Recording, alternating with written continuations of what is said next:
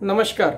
आपण एकतेने बाबाला प्रणाम करू। भगवान बाबा हनुमान जी को प्रणाम। महान त्यागी बाबा जिमदेव जी को प्रणाम।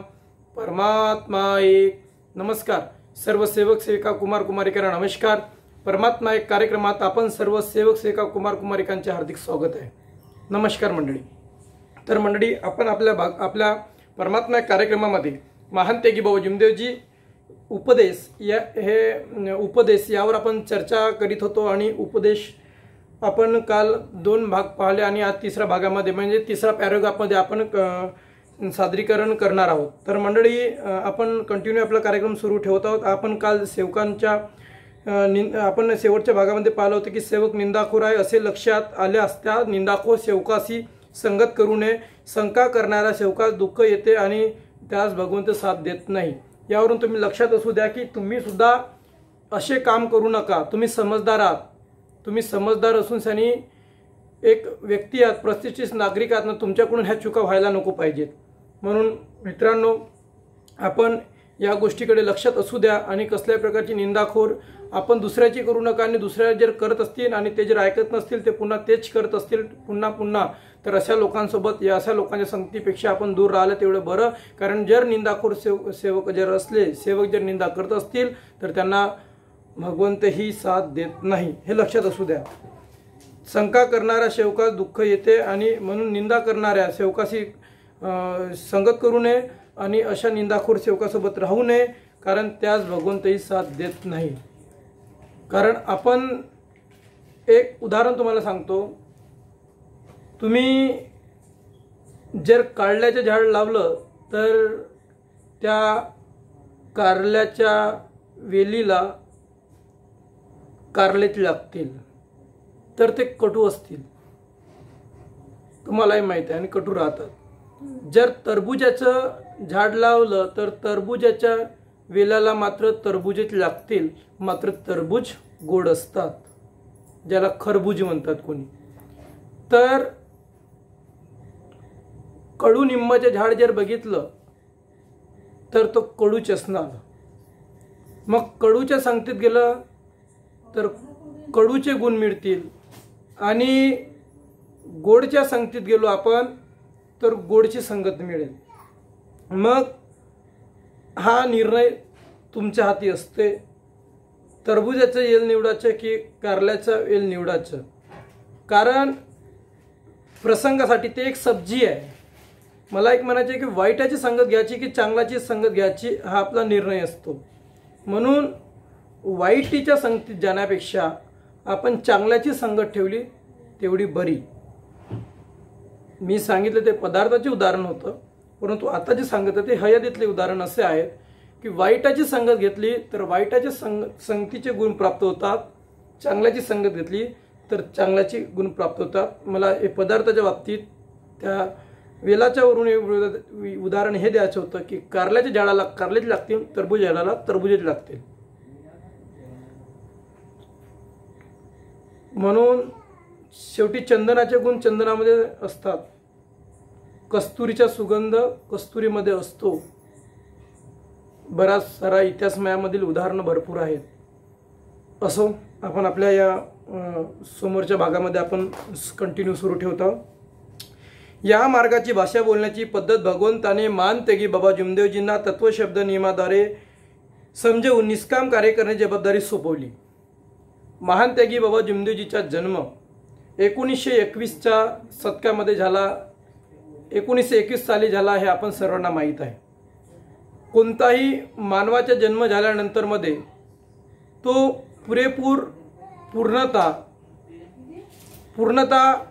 पूर्णपणे सक्षम होत नाही, पूर्णपणे तो वयामध्ये होत नाही, पूर्णपणे तो वयामध्ये येत नाही तोपर्यंत आपण किंवा त्या व्यक्तीला समोरची जिम्मेदारी आपण देत नाही। जसं आपल्या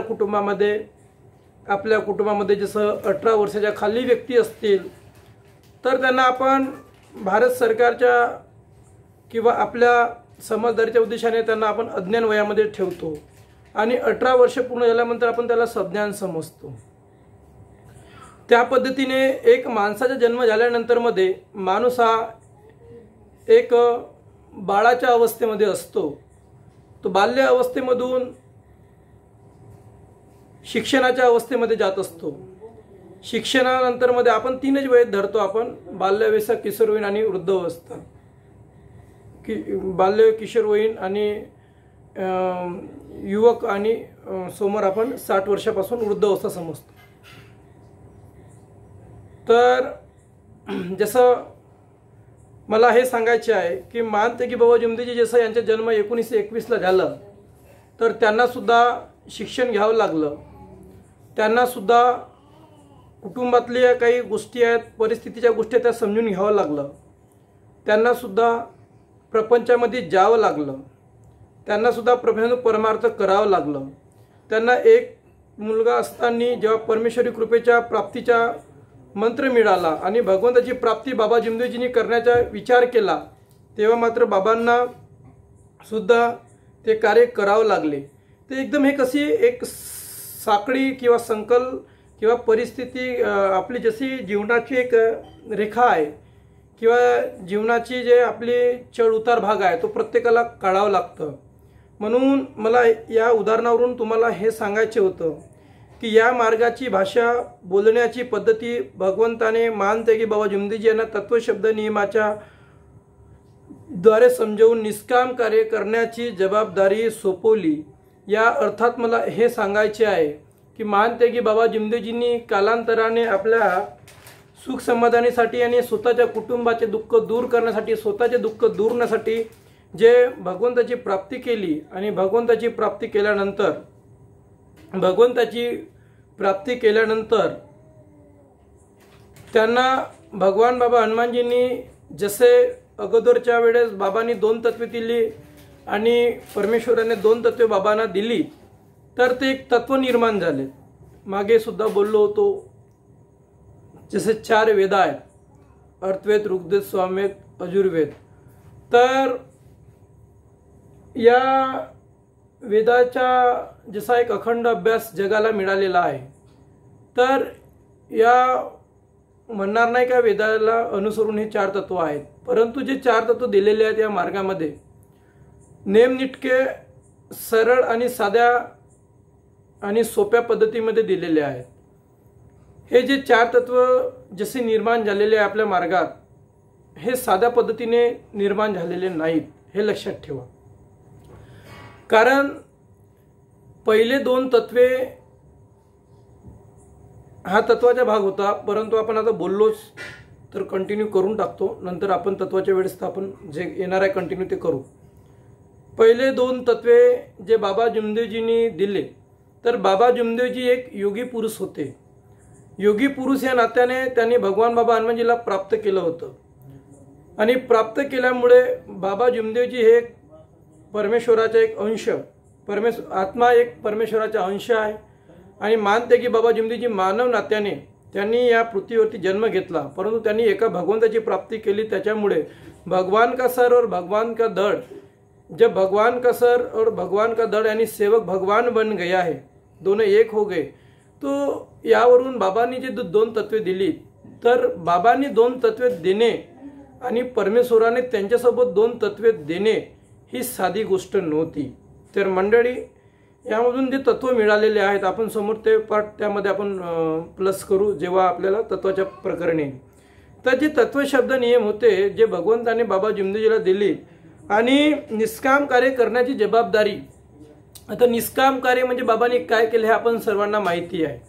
कारण तत्वाच्या भागामध्ये आपण वळण्यापेक्षा मला आता असं वाटलं की आपण तत्वाच्या वेळेस तत्व घेऊ, आपण आपला कंटिन्यू उपदेश कार्यक्रम सुरू ठेवू. तर मंडळी, मला आपणास हे सांगायचे आहे की जेव्हा महान त्यागी बाबा जुमदेवजी यांनी महान त्यागी बाबा जुमदेवजींनी जी निष्काम सेवा केली हे आपल्याला माहीत आहे. बाबा जुमदेवजींनी भगवत कृपा प्राप्त केल्यानंतर जसं एखादा आपण सिरियलमध्ये किंवा एखाद्या ठिकाणी पाहिलं, एखाद्या भक्ताने जर देवाला प्राप्त केलं किंवा प्रसन्न केलं तर देव म्हणतो, किंवा एखादा जर एखादा खूप माणूस अमीर व्यक्ती आहे आणि त्याचे जर एखादं काम गरिबाने केलं किंवा अमीराने केलं असं काम की त्याच्या मन जिंकून टाकलं, आणि तेव्हा एखादा माणूस किंवा एखादा देव म्हणतो आपल्या भक्ताला किंवा एखादा माणूस एखाद्या माणसाला म्हणतो की सांग मित्रा तुला काय पाहिजे, तेव्हा जेव्हा म्हणतो भगवंत की सांग भक्त म्हणजे सांग सेवक तुला काय पाहिजे, तर तेव्हा एखादा सेवक किंवा एखादा जो गरजू म्हणतो एका मित्राला मागतो की मला दादा ही वस्तू पाहिजे, तर एखादा भक्त म्हणतो की मला ही वस्तू पाहिजे, मला हा वरदान पाहिजे, मला तो वरदान पाहिजे. परंतु मानते की बाबा जिमदेजींनी भगवान बाबा हनुमानजीची प्राप्ती केल्यानंतर जेव्हा भगवंताने बाबा जिमदेजीसोबत संवाद साधला तेव्हा बाबा जिमदेजीने काय मागितलं असेल, एक कल्पनेपेक्षाही अधिक विचारमग्न आणि चिंतन आणि मनन करण्यायोग्य हा विषय असतो. तर हा समजणे फार कठीण आहे मित्रांनो, आपण सर्वांसाठी, माझ्यासाठी, आपण सर्वांसाठी कठीण आहे. कारण आपण सर्व प्रपंचातील कार्याडोईचे सर्व माणसं आहोत. आपण हे समजणे फार कठीण आहे, कारण इतकी सहज गोष्ट नाही. आपण दररोज वेगवेगळ्या विषयावरती जरी चर्चा करत असलो तरी हा घडवणारा शेवटी तोच असतो. शेवटी माझ्याकडे हा लिहिलेला प्रसंग नाही.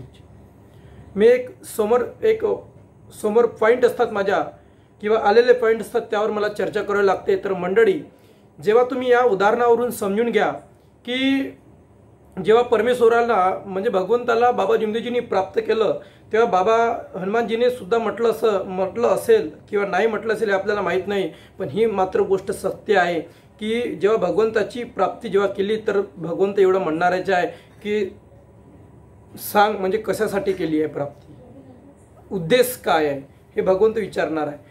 पण बाबांच्या सेवक धड झाल्यानंतर मध्ये जी अवस्था निर्माण झालेली होती आणि बाबांनी म्हटलं होतं की बैमान सेवक तू बैमाने उनमें से, मानव ये बैमान है लेकिन उनमें से तो तू एक मानव है जो मुझे प्राप्त कर सका, जो तू मुझे प्राप्त कर सका, लेकिन मैं मानव पर कदापि विश्वास नहीं करता. तो उनमें से मैं किसी पर, मैंने मानव पर विश्वास नहीं करता. पण बाबा जुमदेवजी हे भगवान रूपी असल्यामुळे त्यांच्या तो संवाद साधला आणि परमेश्वराने ते कार्य करून घेतले. आणि बाबा जिमदेजीकडून भगवान बाबा हनुमानजीने म्हणजे बाबा जिमदेजीने जे कार्य केले ते निष्काम कार्य केलेले आहेत. परंतु बाबा जिमदेजीने जे निष्काम कार्य केलेले आहेत ते निष्काम कार्यसेवक आपण समजू शकत नाही. कुठपर्यंत समजतो आपण, केव्हा केव्हा समजलो आपण, कुटुंबामध्ये समजलो का बाबा जिमदेजीने स्थापन केलेल्या संस्थांमध्ये समजलो का सेवक लोकांमध्ये समजलो. एखादा साधा नमस्कार घेतेवेळी सेवक एक नमस्कारासाठी झुकतो, एक सेवक नमस्कार घ्यायला लढतो, तर एक नमस्कार करायला आनंदतो, तर एक सेवक नमस्कार केला झगडे करतो, तर एक सेवक नमस्कारासाठी शिवा पण देत असतो. हे प्रसंग समाजामध्ये घडल्यात. एखादी चर्चा बैठक झाली, सेवकाचा वाद झाला, एखाद्यामध्ये नियम नाही राहिले, एखादा सेवक म्हणतो दादा नमस्कार, तर एखादा सेवक म्हणतो हा कवाचा झाला रे म्हणतो, एखादा आत्मेतून तलतलतो आणि शिवागारी निर्माण करतो, तो बोलू शकत नाही आणि त्याच्यात तो गेल्यानंतर तो पुटपुटतो. तर असे सुद्धा पॉईंट याच्यामध्ये निर्माण झालेले आहेत. परंतु खरंच मला सांगा, आपण कोणत्या निष्काम सेवेला बाबा जिमदेजी समजू शकतो? काय बाबा जिमदेजीने केलेल्या त्यागाला आपण समजू शकतो? बाबा जिमदेजीने केलेल्या त्रिताल हवनाला आपण समजू शकतो? बाबा जिमदेजीने प्रचार प्रसार केलेल्या गोष्टीला आपण समजू शकतो? सांगा, आपण कोणत्या बाबा जिमदेजी निष्काम केलेल्या कार्याला समजू शकतो? तर मंडळी, एका कार्याला तुम्ही समजा मार्गात येण्याचा पहिला दिवस. जर मार्गात येण्याचा पहिला दिवस जर आपण समजू शकतो तर मानते की बाबा जिमदेजी यांनी केलेल्या निष्काम कार्याकडे आपण वळू शकतो, अन्यथा त्या गोष्टीकडे आपण समजू शकणार नाही. तर मंडळी, विषय 2 ओळीमध्ये हा होता. आज फक्त 2च ओळी वाचल्या तर इथपर्यंत विषय आपला आला. म्हणून मला हे सांगायचे आहे की मानते की बाबा जिमदेवजीला जी जबाबदारी सोपवली ती मानते बाबा जिमदेजींनी पूर्ण आपल्या आयुष्यात पूर्ण केली. बाबा जिमदेजींनी आपल्या आयुष्यात आपली जबाबदारी पूर्ण केली. आता आपले कर्म असे बनतात की आपण ज्या मार्गामध्ये आहोत त्या मार्गामध्ये आपले कर्म असे आहेत की तत्वशब्दनिमाची वागणूक करणे आणि निष्काम सेवा जी बाबा जिमदेजींनी आपल्यापर्यंत दिलेली आहे ती निष्काम सेवा आपल्या कुटुंबामध्ये प्रपंच साधून परमार्थ करणे आणि समाजामध्ये आपण मानव धर्म या नात्याने जीवन जगणे ही आपली भूमिका आहे. मानते की बाबा जिमदेवजी यांची तेव्हाच हकीकत पूर्ण होईल, स्वप्न म्हणत नाही. तर मानते की बाबा जिमदेवजींनी जे हकीकतमध्ये मार्ग स्थापन केलेला आहे, हकीकतमध्ये सेवकांपर्यंत दिलेला आहे, हा तेव्हा पूर्ण होईल जेव्हा आपण आपली भूमिका पार पाडू. शेवटी मी सुद्धा एक मानव आहोत, आपणही मानव आहोत. तर मंडळी, आजच्या भागाबरोबर आपण इथे थांबत आहोत. कालच्या भागामध्ये ज्या सेवकांनी नमस्कार केलात, प्रतिक्रिया दिल्यात, आपण सर्व मनोजदादा राजपांडे, सुरेंद्र दादा बावणे, आपण सर्वांचे मी मनापासून खूप खूप आभार मानतो। आणि ज्या सेवकांनी नमस्कार केला, कमेंट केला, आपण सर्व सेवक सेविका कुमार कुमारिकांना नमस्कार करतो, आभार मानतो। आणि असाच कार्यक्रम आपण दररोज पाहत आहात। आपल्या बरोबर इतर सेवकांना कळवा हा आपला समाजाचा प्रश्न आहे, म्हणून सर्व सेवकांना नमस्कार करतो आणि आभार मानतो। आजच्या कार्यक्रमाच्या सादरीकरणात काही चूक झाल्यास सर्व सेवक सेविका कुमार कुमारिकांना नमस्कार करतो। सर्व सेवक सेविका कुमार कुमारिकांना काही चूक झाल्यास माफी मागतो आणि सर्व सेवक सेविका कुमार कुमारिकांना नमस्कार करतो। नमस्कार।